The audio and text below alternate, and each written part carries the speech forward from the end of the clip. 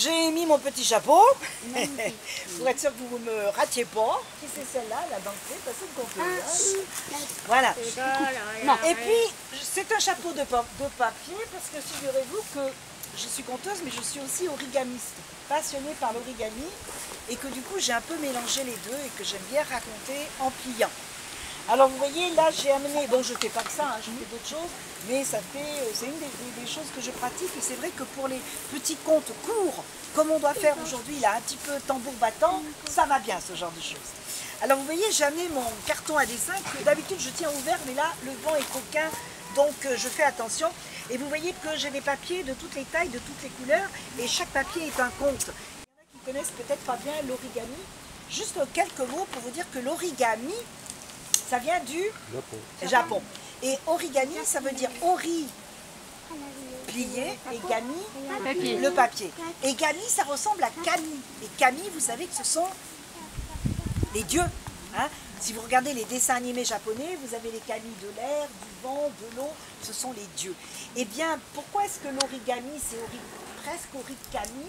Eh bien, tout simplement parce que le papier, il est d'essence divine pour les Japonais. Hein, c'est quelque chose de divin. Et d'ailleurs, les tout premiers pliages qu'ont fait les Japonais, bien que ce soit né en Chine, que ce soit arrivé au Japon, les premiers pliages qui ont été faits au Japon, c'était les moines shintoïstes qui les faisaient. Dans du papier blanc, exclusivement blanc, parce que c'était un papier pur. Hein, et c'était une façon de faire des cadeaux, des présents aux dieux. D'accord? Et d'ailleurs maintenant, dans les temples du Japon, on peut voir des pliages de papier blanc. Hein. Et ben on va juste dire que c'est une boîte, on dit bako en japonais pour une boîte. C'est une boîte magique et le conte va sortir de cette boîte. Alors on va dire une formule magique, mais on ne va pas dire abracadabra, on va dire une formule magique japonaise. Alors, on peut mouiller son doigt comme ça. Croyez-moi, c'est une histoire de croyance, on y croit, on n'y croit pas, mais vous allez voir que ça va opérer. Et on fait ikuzuku. Ikuzuku. Ikuzuku. Ikuzuku. Ikuzuku. Ça se voit que c'est l'heure de la digestion là. C'est un peu mou. Allez, on va le faire plus yang. Attention. Ikuzuku. Ikuzuku. Ikuzuku, ikuzuku, ikuzuku, yo! Ah! Wow, là au moins ça date. Bon, alors, en général, à Yo, que se passe-t-il? Et là, hop, la boîte s'ouvre, et qu'est-ce qui sort de la boîte? Un conte. Un conte. Alors, il y a quand même des petits, donc je vais quand même, quand il y a des petits, on raconte quand même pour les petits, puis les grands, ils prennent ce qu'ils prennent, hein, ils font plaisir comme des enfants, hein, parce que si on raconte pour les adultes, ça va être décidé pour les enfants. Alors moi, eh bien écoutez, tout à l'heure j'ai raconté un conte couleur vert cacadois, tout le monde m'a dit que mon papier était vert cacadois, et bien vous allez être un petit peu plus gâtés, parce que du coup, tiens, j'ai envie de raconter un conte de quelle couleur? Orange. Alors orange, ça vous fait penser à quoi, orange? Une orange, le soleil, l'automne. L'automne, oui, et bientôt là, ça sera le moment des courges et des potimarrons. Ben moi je vais vous dire, orange, ça me fait penser à la couleur de chambre des enfants. Moi j'estime que tous les parents devraient peindre la couleur, les chambres des enfants en orange. Et vous savez pourquoi? Parce que les parents ils sont toujours en train de dire orange ta chambre. Bon. Et d'ailleurs, ouais, orange ta chambre. Bon, comme aujourd'hui, un peu plus fort, et puis les feuilles sont tombées, alors tout le champ il est orange. Et dans ce champ, figurez-vous qu'il y a un petit lac. Un grand maintenant, on peut dire un grand lac. Et lui, il est de quelle couleur? Il est... Ah bon, je m'inquiète là. Je m'inquiète un tout petit peu. Oui, rassurez-moi, il est blanc. Il est blanc. Les eaux sont tellement pures, tellement cristallines. C'est l'étang tout blanc. Et alors, tout au fond de cet étang, eh bien, figurez-vous qu'il y a une grande... Ami de la poésie, bonjour. Triangle. Feuille. Pyramide. Ah, alors. Une grenouille. Grenouille, d'accord. Montagne. Ah, montagne. Bon, une grande montagne. Et là, pourquoi est-ce qu'elle est orange? Parce que là, le vent n'a pas encore soufflé, les feuilles sont encore sur les arbres, c'est orange. Alors, figurez-vous que tous les jours, après l'heure de l'école, il y a un petit garçon qui vient. Et tous les jours pendant l'été. Et ce petit garçon, devinez la couleur de ses cheveux? Orange. Un beau petit rouquin, des beaux cheveux, et puis des yeux, mais alors bleu, bleu, bleu. Et ce jour-là, ça tombe bien, le ciel, il est de quelle couleur? Bleu. Il est bleu. Alors imaginez ce petit garçon. Mais ce petit garçon, vous savez pourquoi il va dans ce parc? Parce que figurez-vous que dans ce parc, il y a un marchand de cerfs-volants. Mais alors des glaces géantes, qu'est-ce qu'aussi grande que lui, dites donc. Hein. Imaginez un beau cornet doré et puis une glace à la vanille ou bien à la noix de coco, au citron, au chocolat blanc, chocolat blanc et dessus de la crème chantilly.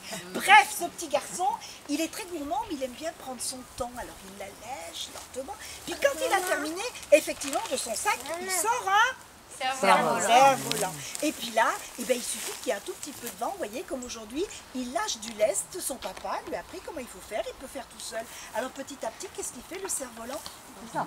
Eh ben, il monte dans le ciel et ça fait tout, tout, tout, tout, tout, tout, tout, tout. Vous voulez faire avec moi?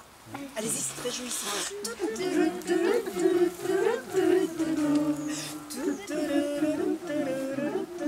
Oh, imaginez le petit garçon avec ses beaux yeux bleus, son cerf-volant tout orange dans le ciel bleu. Et voilà que le vent se met à forcer. Alors le cerf-volant, il va un peu plus vite, il fait...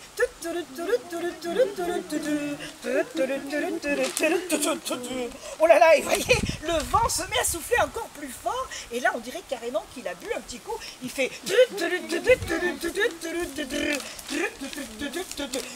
tout à coup...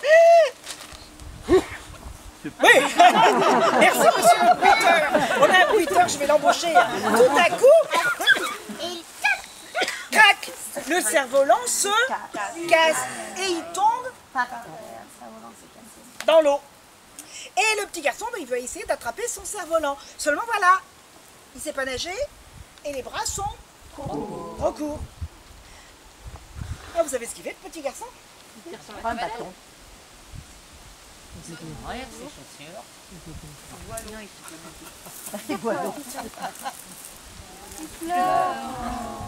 Il pleure. Il pleure, il pleure, il pleure. Et à force de pleurer, ça fait comme une rivière qui va jusqu'à l'étang. Et l'eau se met à... Et bientôt, il en a jusqu'au... Alors, qu'est-ce qu'il fait? Et ça fait une... Et l'eau continue de... Et il en a jusqu'au... Alors, qu'est-ce qu'il fait? Et ça fait une... Et l'eau continue de... Et il en a jusqu'au... Alors, qu'est-ce qu'il fait? Et ça fait une... Et l'eau continue de... Et il en a jusqu'au... Alors, qu'est-ce qu'il fait? Et ça fait une... Et il en a jusqu'au... Et bloc, bloc, bloc, bloc, bloc, bloc. Elle est bien cette maman, tout de suite elle dédramatise. Tu vois, il a la tête sous. Et ben il est en train de se... Eh ben oui. Vous avez vos Kleenex en papier? Heureusement que sur les temps passe un bateau. Et le vent souffle tout doucement. Alors le bateau il fait...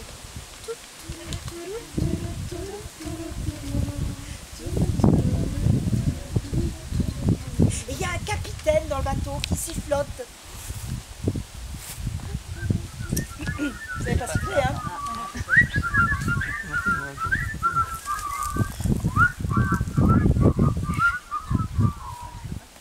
Et tout à coup, qu'est-ce qu'il aperçoit, le capitaine?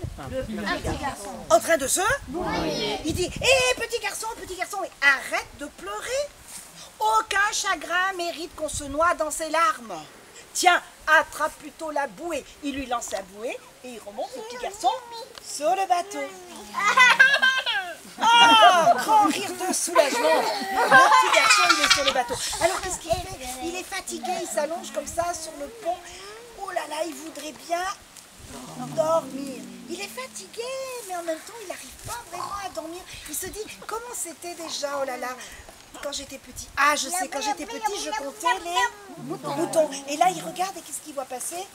Les nuages, c'est un peu comme les moutons. Alors, il compte un nuage, deux nuages, 3 nuages, 4 nuages. Il en est à 577, il dort toujours pas. C'est comment je faisais quand j'étais petit. Ah, je me rappelle, ma maman, elle me chantait une... Oh, comment c'était déjà?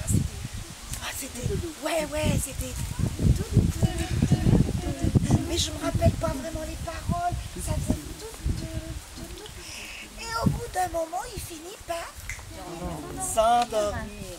Ben moi, je vais vous dire... Heureusement qu'il dort, le petit garçon, parce que pendant qu'il dort, il y a un énorme requin qui s'approche de lui.